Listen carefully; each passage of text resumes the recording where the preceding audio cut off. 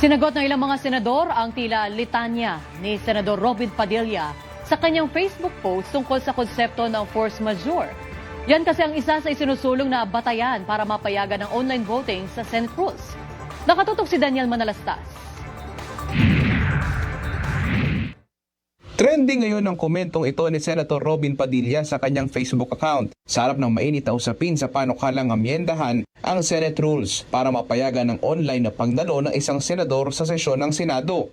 Ang tanong ni Padilla, hindi pa raw ba matatawag na force majeure ang digmaan sa gitnang silangan na nagreresulta raw ng terorismo sa iba't ibang parte ng mundo at ng alegasyon niyang napipintong pagkakadawit ng Pilipinas sa China-Taiwan conflict. Sa dictionary, ang ibig sabihin ng force majeure ay irresistible force o isang nangyayari na hindi inaasahan at hindi kontrolado. Paliwanag pa ng isang legal expert. Halimbawa, kunyari ay nagkalindol o kaya bumaha ng sobra, di ba, malakas yung ulan, or halimbawa pumutok yung bulkan and you are not actually able to go to the Senate, then you can actually be allowed to participate through Zoom. Walang ganon. Wala tayong sa estado na ganon, sir. Wala naman tayo sa estado na gano'n. Nauna na ring iginiit ng ilang senador sa minorya ang pagtutol sa teleconferencing sa panahon ngayon.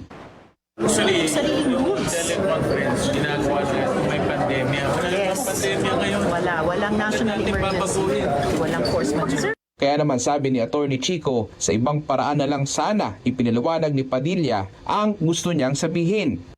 Ang problema naman kasi kay Senator Robin, pwede naman niya sabihin may bad, nagkamali ako.